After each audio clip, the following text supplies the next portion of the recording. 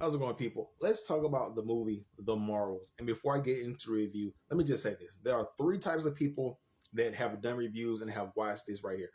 The first one is the usual casual viewer who doesn't care about the comics, back lore, whatever. They may or may not watch the television shows that go into these movies. So that's the type of person. Two is I don't know how to say this like gently or whatever, is people that legitimately hate women. They hate women superheroes.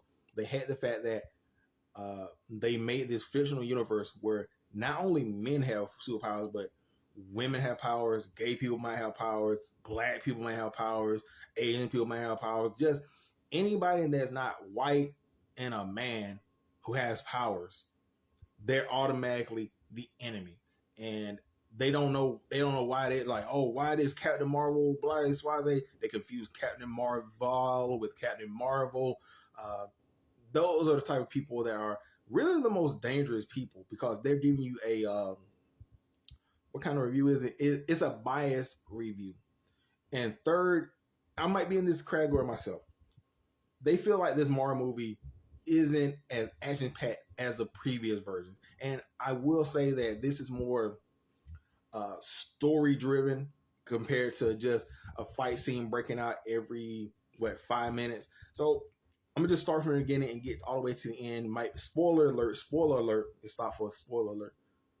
So the movie is Captain Marvel. She's traveling through space and she's trying to find Darwin, which I saw in the review. Dude was like, "Oh, it's like, why is she chasing Darwin?" They literally say she's in space chasing after Darwin. So she gets close to Darwin and like there's this space portal or whatever. She touches it at the same time.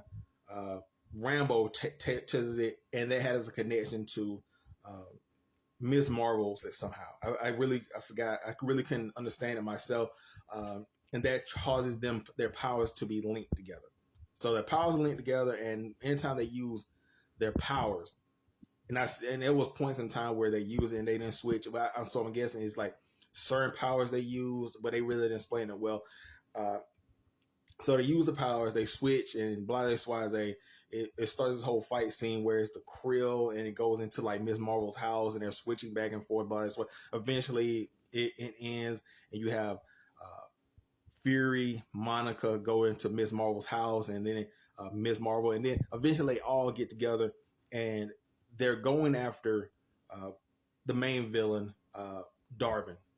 Now, they've been doing this a lot, changing people from male to female in the universe or whatever, and people are upset about it. Whatever, I don't really care about that. So, and they said Darwin had no motivations.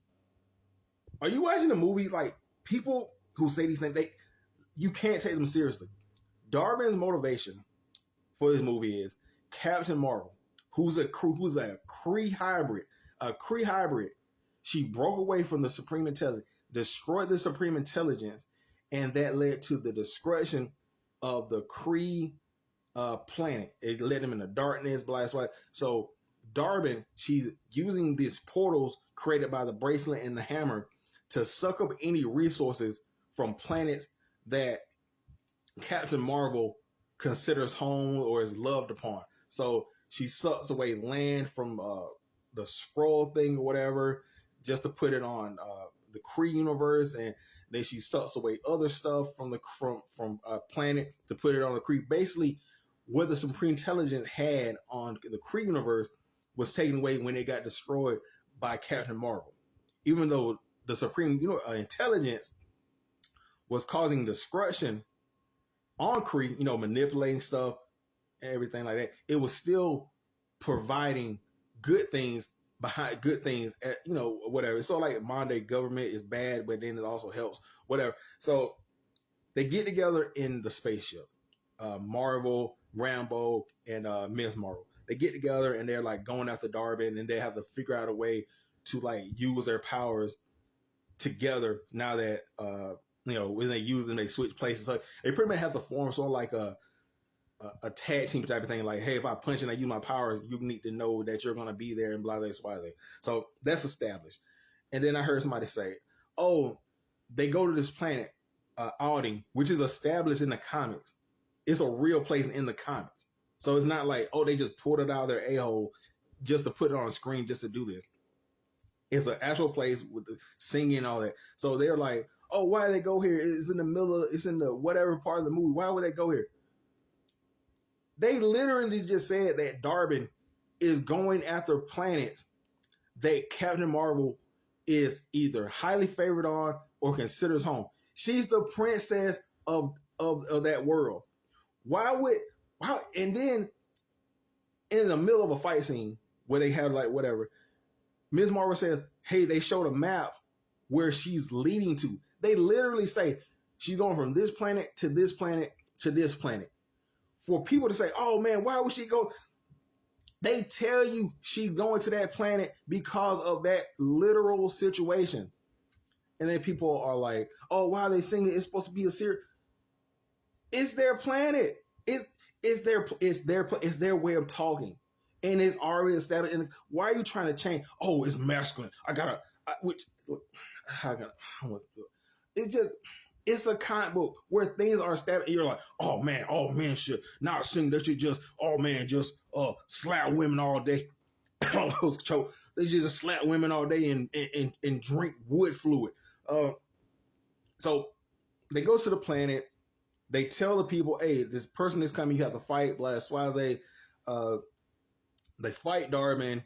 Darwin gets a hold of both of the bangles or whatever. One, Ms. Marvel has the bangles. She gets both of them, and she blows herself up in order to cause this whole rift that'll suck everything back to the Skrull universe, pretty much. But it causes her to pretty much die. And this whole thing opens up, and Rambo goes in there to seal it. So she seals it, but before she seals it, she tells Captain Marvel, you can create the sun back on the Kree universe to like help them out or whatever, so she doesn't have to kill herself. But whatever, Darwin kills herself. Monica goes in, seals up the rift in time and space or whatever, and that's pretty much the end of the movie. Is this the most exciting Marvel movie I've seen? No, but it's not as bad as people say. This is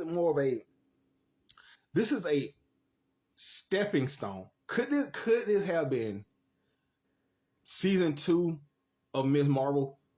Okay, I will completely agree with you. If you say this could have been season 2 of Ms. Marvel with all of them, fine. Darwin being the kid. Look, I get the complaints about Darwin as a lead villain, but let me ask you this: did Spider-Man fight his main villain all the time? Did Batman always fight the Joker in the comics? No. There are going to be, especially with the more you get into the MCU and more movies, there are going to be lesser and lesser villains. They can't fight Thanos all the time. Like every time they fight, they do a move. It can't be Thanos. It can't be. It's going to have to be smaller villains to expand the story. You don't just throw the big stuff out and just no, you can't do that. And then what was it? It was 2 post-credit scenes that are going to get people upset. They're starting the Young Avengers, Ms. Marvel, the girl Hawkeye, and I forgot Ant-Man's daughter.